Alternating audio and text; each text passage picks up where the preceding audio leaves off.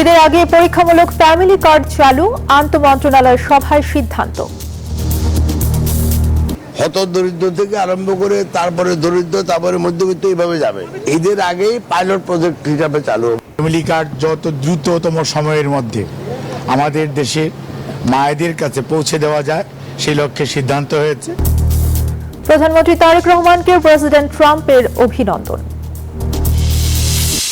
এতিম বন্ধুদের জন্য দোয়া করি, তারা যেন ভবিষ্যতে এই দেশ গড়ার গুরুত্বপূর্ণ অবস্থানে থাকে।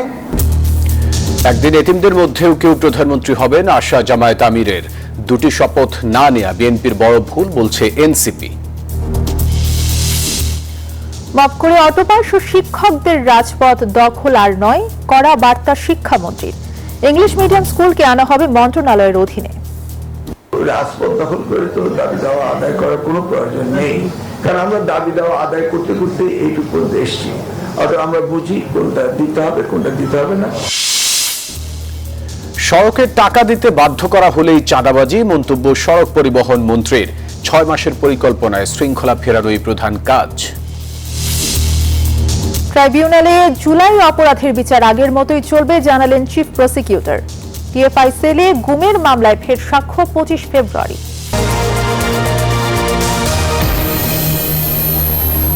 দর্শক, স্বাগত নিউজ 24 সংবাদে। আর পুরো সংবাদে আপনাদের সাথে আছি আমরা দুজন, আমি ফয়সাল মাহমুদ এবং আমি তাসনিমে জান্নাত অর্থী। দেখছিলেন সুপার বোর্ড সংবাদ শিরোনাম। চলে যাব পুরো খবরে। প্রকল্প হিসেবে ঈদের আগেই ফ্যামিলি কার্ড দেওয়ার সিদ্ধান্ত নিয়েছে বিএনপি সরকার। অগ্রাধিকার ভিত্তিতে দেশের 5 কোটি হতদরিদ্র পরিবার এই কার্ডের আওতায় আসবে। সচিবালয়ে প্রধানমন্ত্রী তারেক রহমানের সভাপতিত্বে আন্তঃমন্ত্রণালয় বৈঠকে এই সিদ্ধান্ত নেওয়া হয়।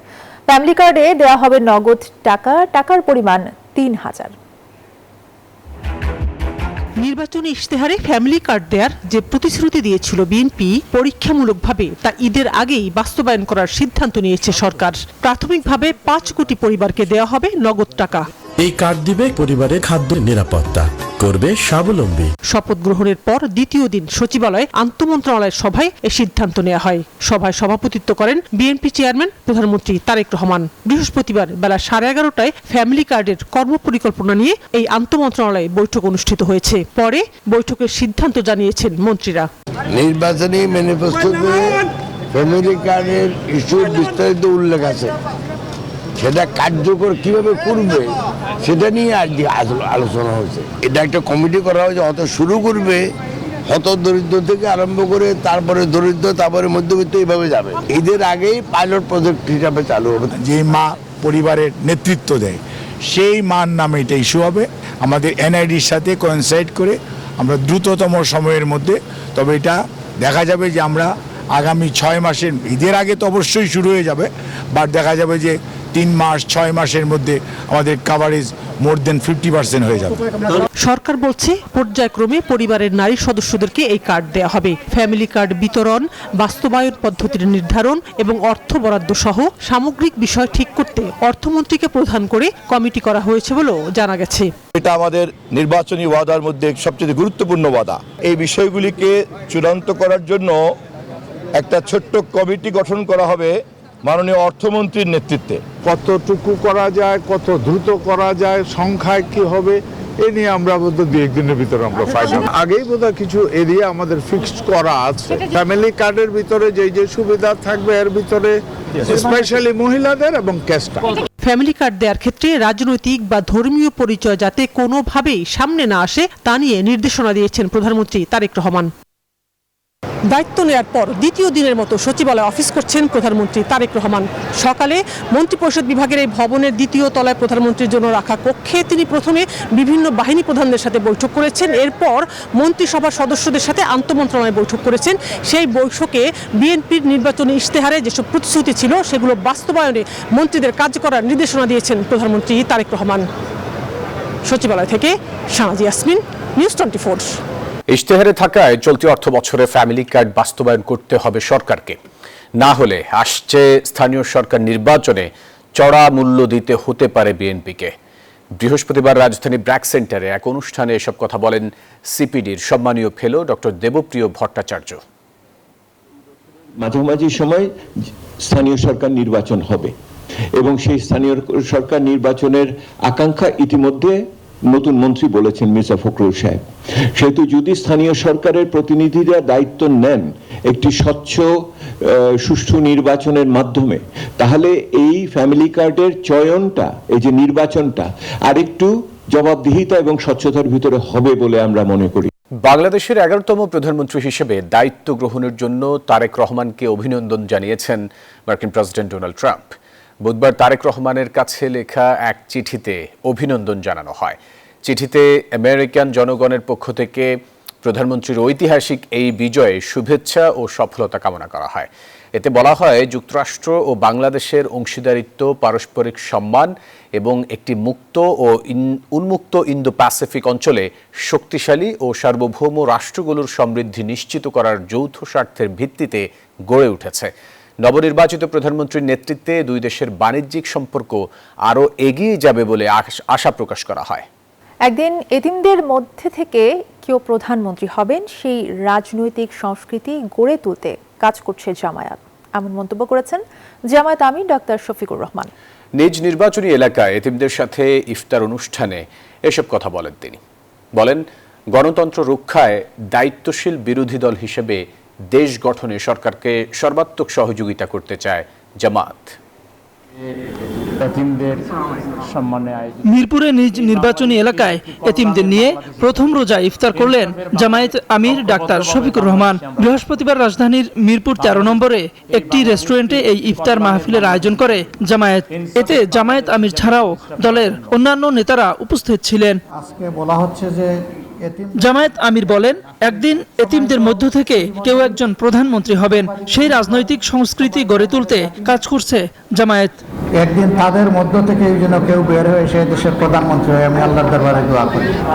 এতিমদের আসল অভিভাবক হচ্ছেন আল্লাহ সুবহানাহু ওয়া তাআলা। দুনিয়ায় আমরা যারা আছি তাদেরকে আল্লাহ তাআলা দায়িত্ব দিয়েছেন এদের প্রতি ভালোবাসা এবং সম্মান প্রদর্শন করার জন্য।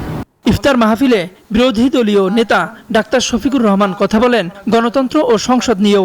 বলেন, দেশ গঠনে সরকারকে সর্বাত্মক সহযোগিতা করতে আগ্রহী জামায়াতে ইসলামী। আমরা একটি দায়িত্বশীল বিরোধী দল হিসাবে দেশকে সামনের দিকে এগিয়ে নিয়ে যাওয়ার জন্য ন্যায় এবং সত্যের পথে, সুবিচার কায়েমের পথে, দুর্নীতিমুক্ত সমাজ গঠনের পথে, মানবিক সমাজ গঠনের পথে আমরা আপনাদের পাশে থেকে আপনাদেরকে সর্বাত্মক সহযোগিতা করতে চাই। জামায়াত আমির বলেন, দলীয় পরিচয়ের কারণে আর যেন কেউ হয়রানির শিকার না হয় তা চায় জামায়াত। আমরা দাবি করি রাইট নাও। তাওহিদুল ইসলাম, নিউজ 24, ঢাকা। সংবিধান সংস্কার পরিষদের শপথ না নিয়ে বিএনপি গণরায়ের বিরুদ্ধে অবস্থান নিয়েছে, এমন অভিযোগ করেছেন এনসিপির আহ্বায়ক নাহিদ ইসলাম। বৃহস্পতিবার সংবাদ সম্মেলনে তিনি বলেন, গণভোট বাতিল হলে সরকার ও এই নির্বাচন প্রশ্নবিদ্ধ হবে। এছাড়া নতুন মন্ত্রিসভার সদস্যদের সমালোচনা করেন তিনি। ভোটের দিন বিভিন্ন কেন্দ্র ঘুরে ভোট উৎসবমুখর হয়েছে বললেও নির্বাচনের ফলাফলের পর থেকেই নানা অভিযোগ করছে এনসিপি। তবে নানা নাটকীয়তা শেষে মঙ্গলবার সংসদ সচিবালয়ে শপথ নেন দলটির নির্বাচিত 6 জন এমপি হিসেবে ও সংবিধান সংস্কার পরিষদের সদস্য হিসেবে আলাদা 2 শপথ নেন তারা। বিএনপির বিরুদ্ধে ক্ষোভ জানিয়ে নতুন সরকারের শপথ অনুষ্ঠান বর্জন করা এনসিপি বৃহস্পতিবার জানালো আনুষ্ঠানিক প্রতিক্রিয়া। রাজধানীর বাংলা মোটরে দলীয় কার্যালয়ে দলটির আহ্বায়ক জানান, এই গণভোট বাতিল হলে নির্বাচনও প্রশ্নবিদ্ধ হবে। সংস্কারের সাথে প্রতারণা করা হয়েছে, এটি নতুন বাংলাদেশের যে আকাঙ্ক্ষা, সেই আকাঙ্ক্ষার সাথে প্রতারণা করা হয়েছে এবং যে গণরায় এসেছে গণভোটে, সেই গণরায়কে বৃদ্ধাঙ্গুলি দেওয়া হয়েছে। এটি না হলে বাংলাদেশ আসলে আগের বাংলাদেশই থাকবে, সেই স্বৈরতান্ত্রিক কাঠামোতেই থাকবে। অন্তর্বর্তী সরকারের দায়িত্ব পালন করা ব্যক্তি পররাষ্ট্রমন্ত্রী হওয়ায় ডক্টর ইউনূসের সরকারের নিরপেক্ষতা নিয়েও প্রশ্ন তোলেন নাহিদ ইসলাম।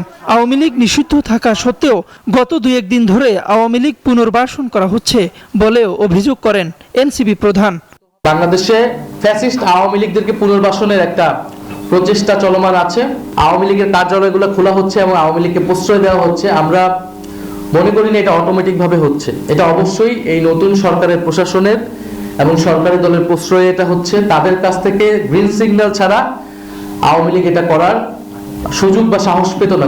রাজনীতির নয়া বন্দোবস্ত, গণতন্ত্র ও ইনসাফ প্রতিষ্ঠার অঙ্গীকারে গেল বছর আত্মপ্রকাশ করে এনসিপি। তবে বছর না পেরোনো দলটি জামায়াতের সাথে জোট করে ত্রয়োদশ জাতীয় সংসদ নির্বাচনে লড়ে নির্বাচিত হয়েছে 6 জন এমপি।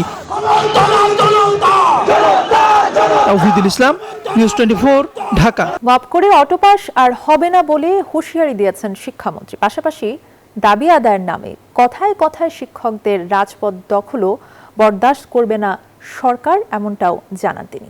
নিয়মের মধ্যে আনতে ইংলিশ মিডিয়াম স্কুলগুলোকে শিক্ষা মন্ত্রণালয়ের আওতায় আনা হবে বলেও জানান তিনি।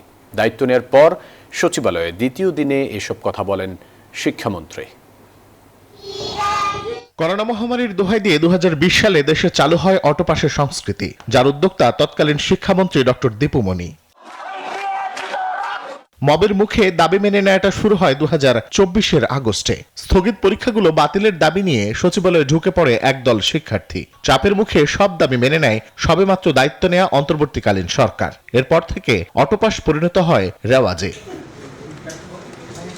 বৃহস্পতিবার সচিবালয়ে শিক্ষামন্ত্রীর কঠোর বার্তা, মব সৃষ্টি করে আর হবে না অটোপাস। পাশাপাশি ক্লাস পরীক্ষা বন্ধ রেখে শিক্ষকদের রাজপথ দখলেরও ইতি টানা হবে বলেও জানান তিনি। ক্লাসরুম ছেড়ে আন্দোলন করবেন, এটা তো হতে পারে না।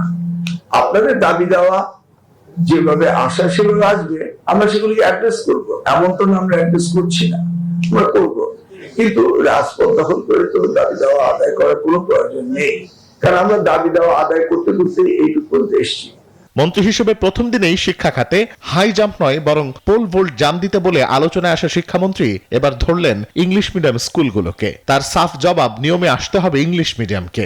বদলি বাণিজ্য রুখতে মন্ত্রণালয়গুলো হবে অ্যাপ ভিত্তিক বলেও জানান তিনি। এই যাবৎ এখন পর্যন্ত আমার বিরুদ্ধে কোন দুর্নীতি অভিযোগ আনতে পারেনি।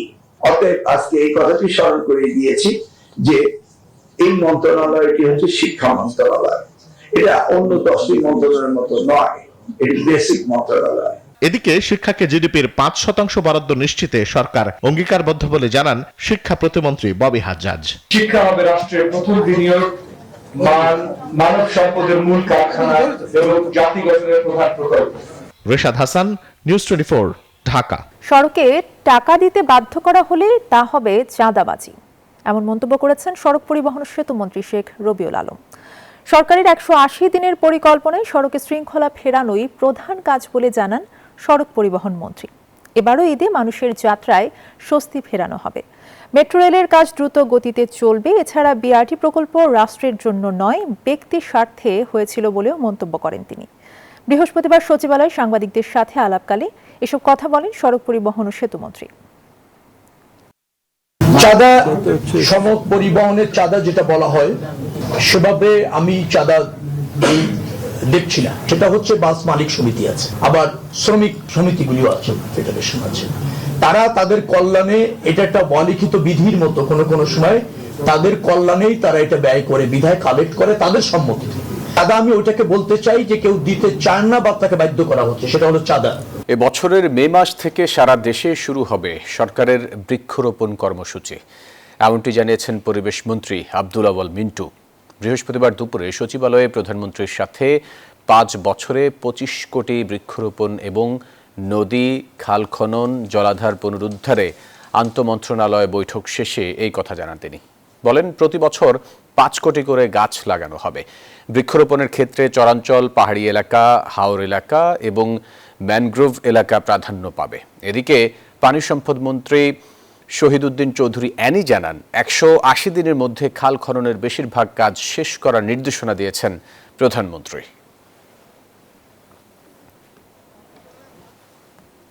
টার্গেট আমাদের 5 কোটি বৃক্ষরোপণ করার প্রতি বছর। পরবর্তী সপ্তাহে সিদ্ধান্ত হবে। সিদ্ধান্ত অনুযায়ী আমরা কিভাবে খাল খনন এই প্রক্রিয়াটা একটা কর্মসূচি এবং বিপ্লব আকারে নিয়ে এই আন্দোলনটাকে সাকসেস করতে পারি, সেই সমূহ সিদ্ধান্ত আমরা পৌঁছাবো এবং আমাদের কার্যক্রম 180 দিন যেটা, সেই কার্যক্রম আমাদের শুরু হবে।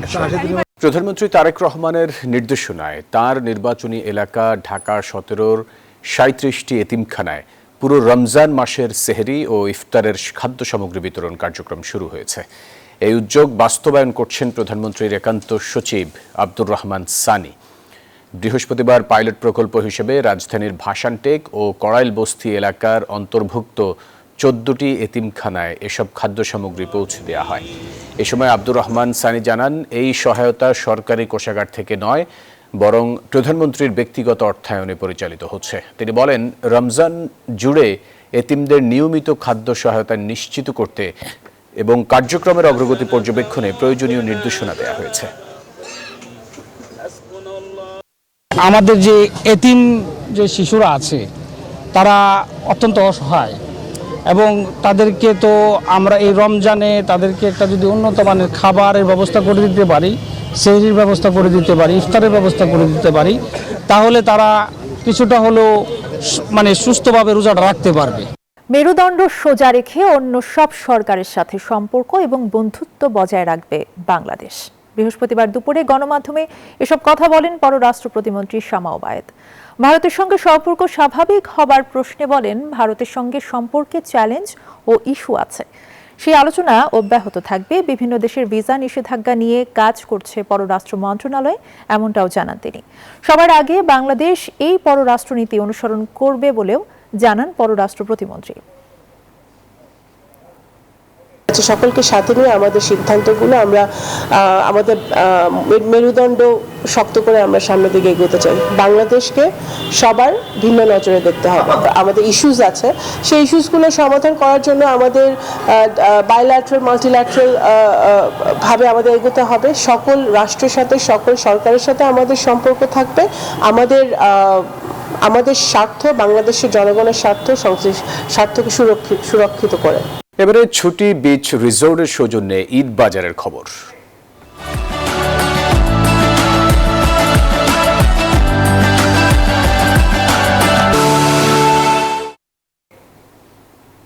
শুরু হলো পবিত্র সংযমের মাস রমজান। দীর্ঘ 1 মাস সিয়াম সাধনার পর আসবে খুশির ঈদ। আর ঈদ মানেই নতুন পোশাক, নতুন সাজ, প্রিয়জনের জন্য কেনাকাটা। আর ভিড় এড়াতেই তাই অনেকেই রোজা শুরুর আগেই ছুটছেন শপিং মলে। রাজধানীর বিভিন্ন বিপণী বিতানে এখন থেকেই জমে উঠেছে ঈদ বাজার। রাশেদ রায়হানের রিপোর্টে থাকছে বিস্তারিত। রমজানের পবিত্র আবহ শুরু হতে না হতেই রাজধানীর বিপণী বিতানগুলোতে বইছে ঈদের আমেজ। সংযমের মাসে ইবাদতের পাশাপাশি প্রিয়জনের জন্য আনন্দের প্রস্তুতিও যেন চলছে সমান তালে। কেউ নিজের জন্য, কেউ বা পরিবারের সবার জন্য কিনছেন পছন্দের পোশাক। ঈদকে সামনে রেখে দোকানিরাও সাজিয়েছেন নতুন ডিজাইন ও ফ্যাশনের পসরা। দেশীয় কাপড়ের পাশাপাশি আধুনিক কাট ও নকশায় তৈরি পোশাকেও রয়েছে বৈচিত্র্য, মিলছে নানা ঢং ও রঙের সমাহার। ঈদের শপিং করতে এসেছি, যেহেতু আনস্টিচ কালেকশনগুলো দেখছি, আর যেহেতু আনস্টিচ কালেকশনগুলো বেশি লেট হলে টেলর নিতে চায় না, এজন্য একটু আগে আমরা ঈদের শপিংটা সেরে ফেলছি। যারা একটু ঘুরে কিনতে পছন্দ করি তারাই আসলে প্রথম থেকে একটু ঘুরতে থাকে যে কি কি নিউ ডিজাইন কালেকশন আসছে সেগুলো দেখার জন্য। অবশ্যই প্রিয়জনদের জন্য, বাসায় পরিবার, আত্মীয় স্বজন যাদেরকে ঈদে কিছু কেনাকাটা করে দিতে ভালো লাগে তাদেরকে কিছু দেওয়ার জন্য এসেছি। কালেকশন আসতেছে এগুলো আপনার দিল্লি বুটিক্সের আছে, তারপরে পাকিস্তানি আছে, অনেক কালেকশন আছে। এবার ঈদের বেচা কেনাটা একটু আগের থেকেই শুরু হয়ে গেছে, মোটামুটি মার্কেটে কাস্টমার অনেক। আর এবার মোটামুটি ইন্ডিয়ান আইটেমগুলোই বেশি মার্কেটের মধ্যে, দিল্লি বুটিক্সের প্রোডাক্টগুলোই বেশি, পাকিস্তানি প্রোডাক্টগুলো এবার একটু কম। পোশাকের সঙ্গে মিলিয়ে পাওয়া যাচ্ছে হ্যান্ডব্যাগ, জুয়েলারি ও বিভিন্ন প্রসাধনী সামগ্রী। রমজানের সময় তো বের হওয়া যায় না, তাই আমি রমজানের আগেই আর কি কেনাকাটা করি। তো ব্যাগটা দেখতেছি ভালোই কালেকশন, মেকআপ টেকআপ এগুলো দেখতেছি, নেল পলিশ, লিপস্টিক এগুলাই কিনা বাকি আর কি। ড্রেসের সাথে সাথে তো এগুলোরও প্রয়োজন হয়। ম্যাচিং ড্রেসের সাথে নেওয়ার জন্য যারা ড্রেস কিনে ফেলছে তারা ম্যাচিং ড্রেসের সাথে অলংকার নিয়ে যাচ্ছে। ঈদের কেনাবেচা ইনশাআল্লাহ আমাদের শুরু হয়েছে, কাস্টমারও আপনার ভিড় আছে, অনেক কাস্টমার আসছে। ব্যবসায়ীরা বলছেন রমজানের শুরু থেকে বেচাকেনা বাড়বে, আর ক্রেতাদের আশা পছন্দের পোশাকের পাশাপাশি যেন থাকে দামেরও স্বস্তি। রাশেদ রায়হান, নিউজ 24, ঢাকা। এবারে ZSRM নির্বাচন বিশ্লেষণ।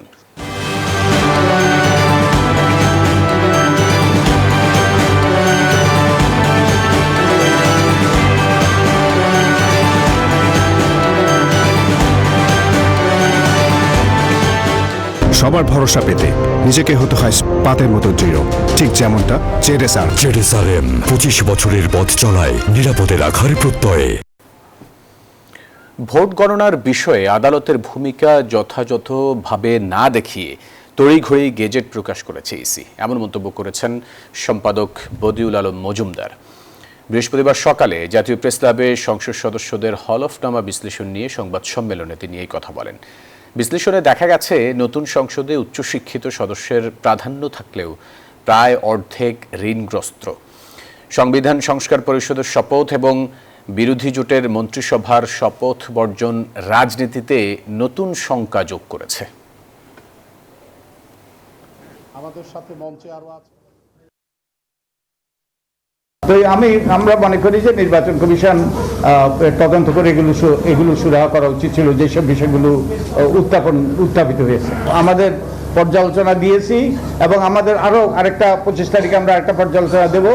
মহিলা মাদ্রাসার এতিম শিক্ষার্থীদের সাথে ইফতার করেছেন প্রধানমন্ত্রীর সহধর্মিণী জুবাইদা রহমান ও তার কন্যা জাইমা রহমান।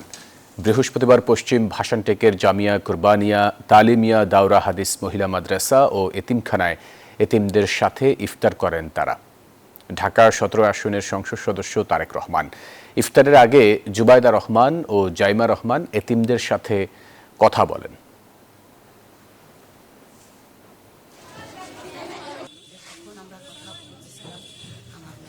আন্তর্জাতিক অপরাধ ট্রাইব্যুনালের বিচার প্রক্রিয়া যাতে ব্যাহত না হয় তা সরকারকে নিশ্চিত করতে হবে, মন্তব্য করেছেন জাতীয় নাগরিক পার্টির সদস্য সচিব এবং রংপুর 4 আসনের সংসদ সদস্য আক্তার হোসেন। বৃহস্পতিবার আন্তর্জাতিক অপরাধ ট্রাইব্যুনালে বিচারিক কার্যক্রম পর্যবেক্ষণ এবং নিজের সাক্ষ্য দেওয়ার বিষয়ে খোঁজ নিতে এসে সাংবাদিকদের তিনি একথা বলেন। দণ্ডিত যারাই বিদেশে পলাতক রয়েছেন সব আসামিকে দেশে ফিরিয়ে এনে সাজা নিশ্চিত করারও দাবি জানান তিনি। জানান, এ সাজা নিশ্চিতের দায়িত্ব বিএনপি সরকারের। এবারে মধুমতি ব্যাংক পিএলসি অর্থ বাণিজ্য সংবাদ।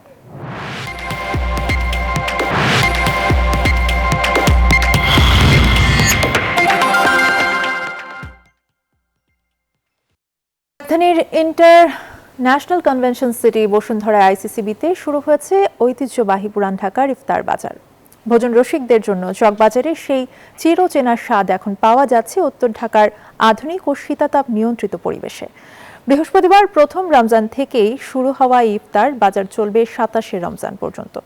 প্রতিদিন বিকেল 3টা থেকে ইফতারের সময় পর্যন্ত এখানে পাওয়া যাচ্ছে পুরান ঢাকার বিখ্যাত সব ইফতার, সুতি কাবাব, শাহী জিলাপি, আস্ত মুরগির মোসাল্লাম, মাটন লেগ রোস্ট এবং দই বড়া সহ হরেক রকম শরবত।